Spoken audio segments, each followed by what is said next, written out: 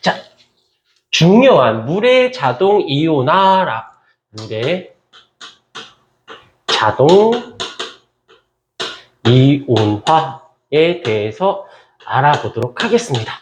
여기서 보게 되면 일단 물이라는 것은 알고 있겠지만 H2O라고 되어져 있고, 자동이라는 것은 스스로라는 뜻이에요. 스스로라는 뜻이고, 이온화라는 것은 수용액 상태에서 어떻게 된다? 양이온과 그 다음에 음이온으로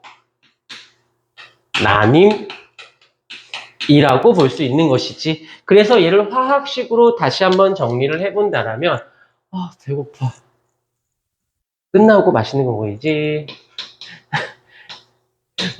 근데 여기서는 또 가역 반응이어야만 합니다. 지금부터는 그냥 죄다 가역 반응이다 해서 중화 반응일 때를 제외하고 그냥 가역 반응이다라고 생각을 해주시면 됩니다. 그러면 수소의 양이온과 수산화 이온이 이렇게 되는데, 아까 잠깐 내가 암모늄 이온할 때 배위 결합을 살짝 설명했을 것이야. 이게 여기서도 또 사용이 돼요. 어떠냐면, 물이 이렇게 아주 일부지만 수소 양이온과 수산화 음이온으로 나뉘는데, 요 물이 가만히 있지 못하고 다른 물 분자에 갑니다. 다른 물 분자에. 그래서 요게 일로 와요. 그래서 자, 구조식을 한번 그림을 그려본다면 알겠지만, 우리가 비공유 전자쌍이 두 개가 있고 공유 전자쌍이 이렇게 되어져 있을 거예요. 그러면 여기가 알겠지만 구분형 구조이고 104.5도이면서 비대칭이어서 극성이었는데, 요 아이가 어떻게 이렇게 들어와 버리죠. 이제 아니까 편하게 쓸게. 배위결합이다 라고 살짝 써줄 수가 있겠네. 요렇게. 그러면 결국에는 얘는 어떤 모습을 띠게 되냐면, 비공유 전자쌍의 수소가 3개. 이러한 형태를 띠게 되고, 전체 값은 플러스가 되어지겠죠. 그리하여서 이거 보니까 뭐가 돼? 삼각불 구조가 되어지네. 그쵸? 107도. 그래서 얘도 마찬가지 여전히 극성이라는 거. 그래서 표현하는 걸 어떻게 써? H3O 플러스. 그래서 하이드로늄 이온이다 라고 얘기를 합니다. 그래서 전체 값을 정리해보면 어찌됐건 이렇게 되기 위해선 물 분자가 2개가 관여했어요. 물 분자가 2개가 관여를 했고, 가역 반응이면서 요 아이가 얘랑 만났으니까 하이드로늄 이온과 그 다음에 수산화 이온으로 이렇게 나뉘게 됐지. 나중에 가게 되면 이제 다음 시간에 배우겠지만, 요게 나오면 산성, 요게 나오면 염기성, 이런 것까지도 같이 생각해 볼 수 있는 것이 되어질 것이고. 자, 이때 여기까지는 됐어. 그런데 여기서 이제 그렇군 하고 끝날 것이 아니라 어떻게 했냐면, 이들의 여기서부터가 이제 문제 내기가 선생님 입장에선 좋고, 학생들 입장에선 여기서부터 이제 좀 한숨이 나오는 게 무엇이냐면, 바로 하이드로늄 이온에 보통 이렇게 대가로를 치는 경우는, 한번 써줄게요. 알지만 한번 복습. 대가로인 경우는 농도를 의미합니다. 그래서 하이드로늄 이온의 농도 하고, 그 다음에 곱하기 수산화 이온의 농도. 이 농도 때문에, 이 농도가 왜요? 라고 한다면, 이 농도는 어디 걸 쓰냐면 바로 몰 농도를 사용하죠.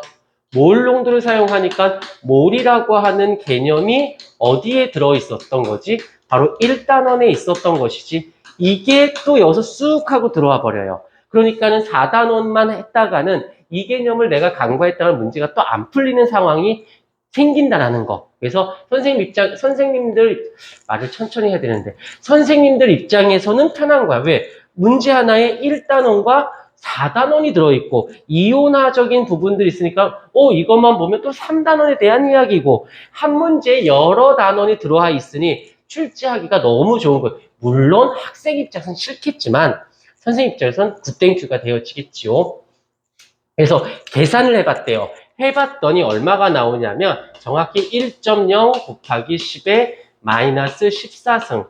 우리는 그냥 이렇게 쓰자. 우리는 그냥 10 곱하기 10의 마이너스 14승 정도의 되더랍니다. 이온화가 알아서 물이 아주 극소량이긴 하지만 자동적으로 이렇게 이온화가 되어지더라는 거지. 근데 여기서 다시 한번 정리를 해보면 알겠지만, 자, 이제 보면 개수가 2대 1대 1인 거지. 그럼 얘 두 개가 얘 하나와 하나를 만들어. 그러면 얘가 만약에 n개가 있다라고 생각을 해보십시다. 그러면 얘는 뭐가 돼? 2분의 n개가, 여기서도 2분의 n개가 되는 거지.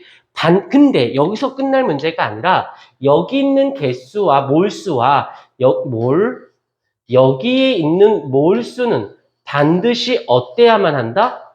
같아야만 한다. 라고 생각을 한다라면, 자, 여기서 첫 번째 식이 만들어졌어. 이 하이드로늄 이온과 수산화 이온의 곱은 10의 마이너스 14승. 단 여기서 살짝 온도가 변하면 된다, 안 된다? 여기서도 온도는 항상 일정한 상태를 유지해줘야 돼요. 두 번째, 이렇게 이온화 후에는 반드시, 그냥 헌출이하지만 반드시 어떻게 돼야 되느냐면 이 하이드로늄 이온의 농도와 수산화 이온의 농도는 반드시 같아야만 합니다. 그럴 수밖에 없어요. 그래서 1번식과 2번식의 관계를 이렇게 정리해보면 둘의 곱은 10의 마이너스 14승인데 얘의 농도라는 건 이제 몰수로 따질 수 있죠. 몰수. 왜? 잠깐만.